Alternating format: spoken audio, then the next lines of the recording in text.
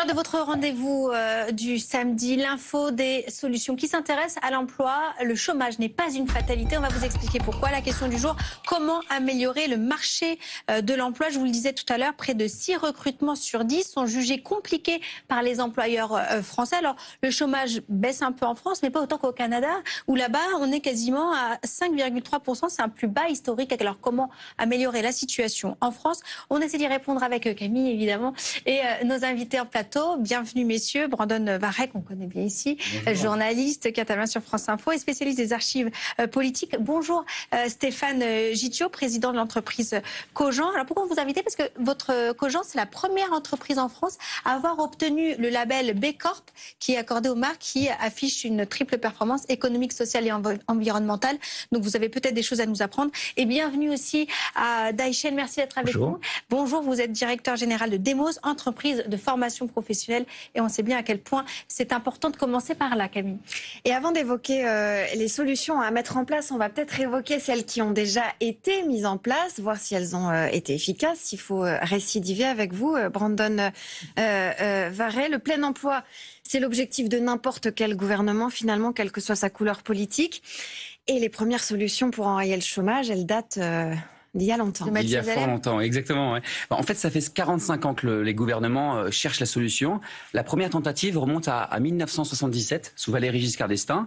À cette époque-là, la France vient d'entrer dans l'ère du chômage de masse. Et elle vient de dépasser la barre des 1 million de chômeurs. On est en pleine période de post-premier choc pétrolier de 1973.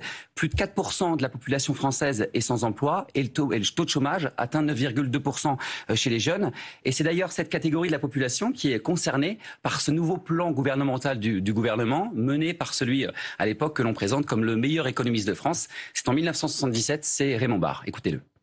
Tout employeur qui embauchera, au-delà de ses effectifs actuels, des jeunes de moins de 25 ans, bénéficiera de l'exonération de la part patronale des cotisations de sécurité sociale. Avec ce plan, le gouvernement pense vraiment avoir trouvé la solution. Il y a eu un chômage qui se stabilise autour de 1 million de chômeurs, mais l'embellie, comme toujours, ne dure que quelques temps. Et le chômage repart à la hausse, mais ça a permis quand même de donner un élan pour les futurs gouvernements. Ça, c'est très important. Chaque quinquennat sa solution. D'autres présidents et leurs premiers ministres ont tenté d'autres stratégies. Lesquelles, et est-ce que ça a fonctionné? Alors, c'est notamment le cas en 1981, lorsque François Mitterrand accède au pouvoir. Le chômage, à ce moment-là, a été multiplié par 2. Il passe de 4 à 8%. Et surtout chez les jeunes, c'est 25% des jeunes sont au chômage.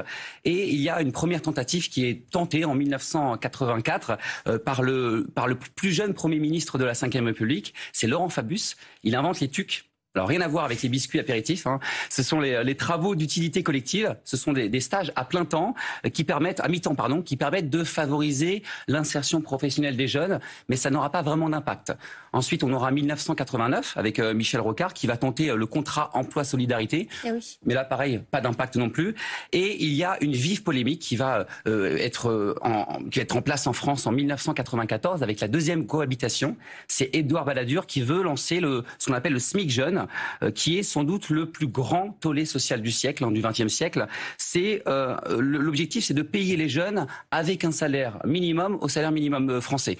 Donc forcément, ça crée une polémique. On a les jeunes qui sortent dans la rue, suivis ensuite par les professeurs, par les syndicats et aussi par l'opinion publique. Et donc le projet sera retiré aussi rapidement.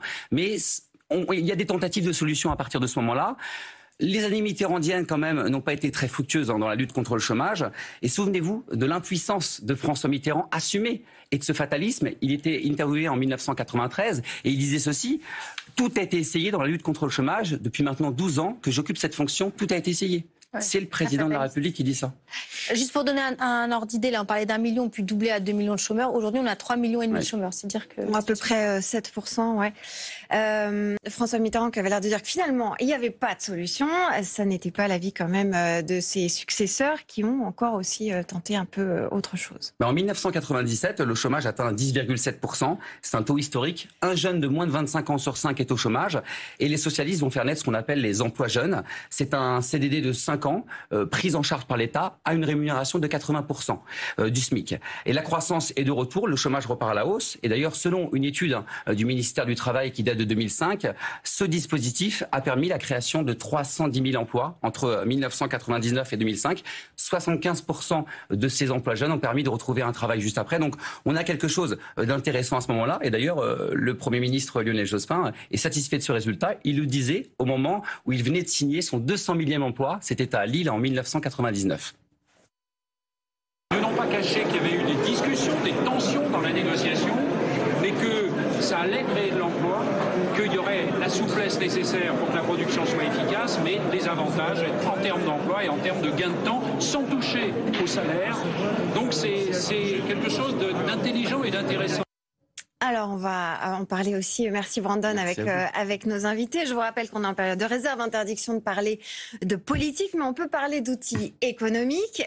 J'ai envie de vous demander, Stéphane Gittiot, donc vous êtes chez Cogent, vous avez fondé cette entreprise, vous dirigez aujourd'hui combien de salariés ? Alors, je ne suis pas le fondateur, je suis le président. Président. Il y en a qui rêvent de l'aide demain, vous savez ça. Oui, tout à fait. Nous, on ne fait pas de politique. Il y a deux candidats qui sont... Voilà. Du coup, combien de salariés ? On parlait de nous, 650. 650 salariés en France. Voilà. Et alors, donc vous avez ce label, notamment de bien-être au travail. Quels sont les outils à votre disposition qui vous ont aidé à recruter ces dernières années ? Alors, pour ne pas avoir de problème de recrutement, il faut comprendre le contexte. Et le contexte, ce sont les engagements d'une maison comme Cogent. Effectivement, vous l'avez dit tout à l'heure, nous avons été la première entreprise française de restauration rapide à être certifiée Bicorp, qui est un chemin de croix. Franchement, c'est long à obtenir. Sur 5 secteurs bien différents. Vous avez parlé d'économie, vous avez parlé de durable, vous avez parlé d'humain. Il y a énormément d'examens de pièces qui sont effectués par ce label, cette certification. Et donc, les jeunes regardent beaucoup les engagements des entreprises. Ce qu'on appelle la marque employeur, c'est ça ? Exactement. En fait, la raison d'être d'une maison comme Cogent, comme disait Alain Cogent, du nom de son fondateur, on va essayer de faire la meilleure nourriture possible avec les produits les plus locaux possibles, bio, HVE, à l'époque on parlait pas de HVE, mais dans la mesure du possible. Et ça c'est vraiment des critères qui rentrent en compte quand on cherche un travail ou c'est plutôt le bien-être au travail, la rémunération ? C'est l'ensemble de ces éléments qui font que les jeunes sont sensibilisés. C'est ça, c'est plus les jeunes que les adultes, c'est la nouvelle génération qui a une quête de sens et qui a envie Sur 650 personnes, il y en a plus de 500 qui ont moins de 25 ans chez nous. Donc vous voyez, c'est une population très jeune, avec des contrats qui sont des contrats étudiants. Et quand il y a eu ces périodes de Covid, l'activité de l'entreprise a été marquée, même si c'est une maison qui ne parle pas, quoi. C'est très rare. Enfin, c'est une radio ou une télé, on parle jamais. On commence à le faire parce qu'on entend beaucoup de choses qui sont peut-être du greenwashing ailleurs. Donc on s'est dit, autant donner notre voix. Et donc ces jeunes ne se trompent pas. Et parlent entre eux. C'est pour ça qu'on n'est pas en recherche de personnel. J'aimerais qu'on reste sur cette question de la jeunesse, parce que c'est peut-être presque la plus importante avec celle du chômage de longue durée, évidemment. Avec vous, Monsieur Daïchen, parce que vous faites de la formation professionnelle, les jeunes que vous avez avec vous avez l'impression aussi d'assister à une génération qui a besoin de sens, en fait, pour trouver un travail et trouver un employeur ? Tout à fait. Vous savez, Demos, nous fêtons nos 50 ans cette année. Donc début 72, comme Brandon dit tout à l'heure, nous accompagnons les salariés et aussi les non-salariés pour leur développement de carrière. Aujourd'hui, nous constatons les jeunes, non seulement ils cherchent un emploi, ils cherchent un sens, mais surtout ils cherchent aussi un environnement propice, notamment pour toute la partie RSE, responsabilité sociale et environnementale. Et ça, c'est une compétence clé pour à la fois les employés et aussi pour les entrepreneurs. Parce qu'en fait, on est dans une situation où finalement aujourd'hui, ce sont plus les candidats qui choisissent les employeurs que les employeurs qui vont dire toi, ok, je te prends, toi, je te prends, en particulier dans les secteurs comme le vôtre qui sont en tension, où il y a une pénurie de main-d'œuvre. Il faut proposer, il faut aller chercher les candidats. Là, c'est vraiment chacun pour soi. Et comment on va aller chercher ces candidats pour, surtout dans les métiers de bouche comme le vôtre ou d'autres, le transport, la logistique, où il y a un manque de personnel, il faut leur donner envie de venir. Ce sont des métiers qui sont peu valorisés. Pour tout le monde, être serveur, c'est quelque chose de facile. Nous, on les appelle des équipiers. Et puis... du niveau du président, du directeur général ou du premier équipier qui a intégré la maison depuis 1 mois et demi, on fait la même chose en fait quand on est face à un client. Et c'est pas cette promiscuité, mais cette égalité qui fait que même s'il y a des niveaux hiérarchiques, bien sûr dans une entreprise, au niveau du rush, qu'on appelle le rush, c'est le service de midi à 14h, tout le monde fait la même chose. Et tout le monde est à la même enseigne. En fait, nous recherchons bien évidemment des équipes. Nous passons des annonces. Mais en fait, notre premier provider, enfin, notre premier fournisseur, si je puis dire, de main-d'œuvre et motivé, c'est le bouche à oreille en université. Là, on parle effectivement de métiers qui sont accessibles.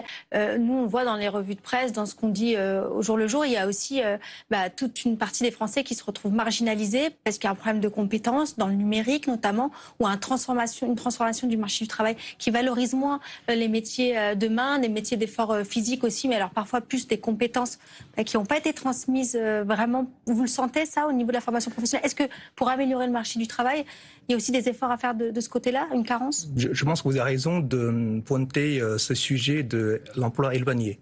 Les personnes qui sont éloignées de l'emploi pour une raison, situation géographique, situation familiale, et aussi parfois les handicapés. Dans ce sens-là, nous avons beaucoup de projets de formation pour les aider à acquérir des compétences clés aujourd'hui.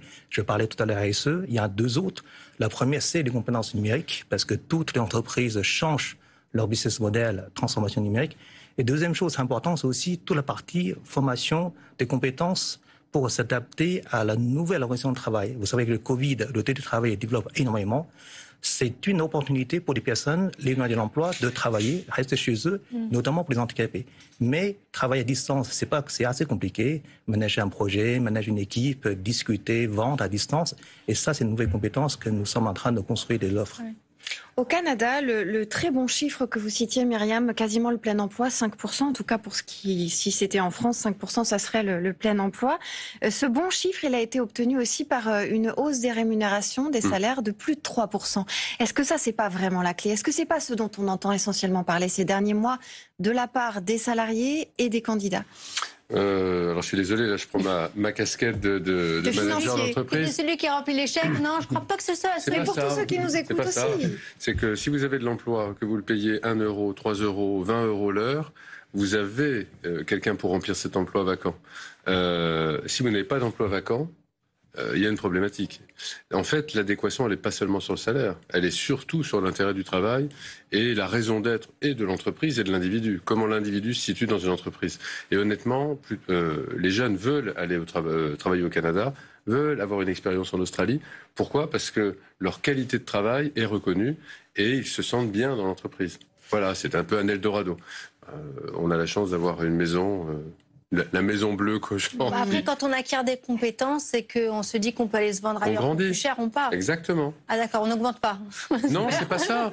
C'est pas ça. Vous savez, tous nos directeurs sont promus en interne. Donc ils ont bien été augmentés. Donc là, ça veut dire que la montée en compétences en interne, les requalifications, la formation, c'est très intéressant. On a une vraie formation interne. Non, Alors justement, on va faire un point. Vous l'avez peut-être aperçu sur votre écran, sur notre boîte à outils. Alors pour les candidats déjà, il y a quelque chose qui existe qui s'appelle le compte professionnel de formation. N'hésitez pas à l'utiliser. Utilisez aussi ce qu'on appelle... attention aux arnaques. Attention aux arnaques, effectivement, à tous ceux qui vous appellent 10 fois par jour en ce moment.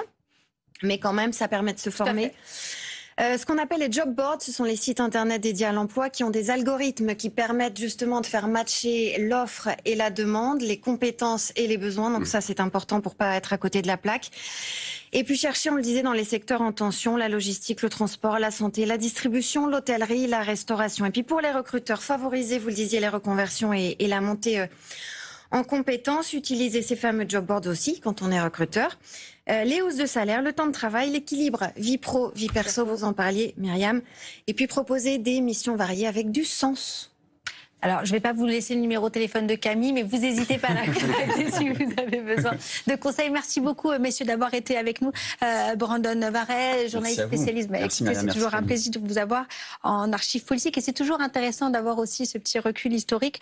Stéphane Gittiot, président, on l'aura compris, de l'entreprise Cogent, qui est un modèle à ce qu'on entend. Et monsieur Dai Chen, directeur général de Demos. Lui aussi voudrait bien être président. C'est Martin Baumer dans quelques minutes. Comment vous le savez? Ça se sent. Vous avez le charisme, Martin. Alors, qu'est-ce qui est au programme du 10h?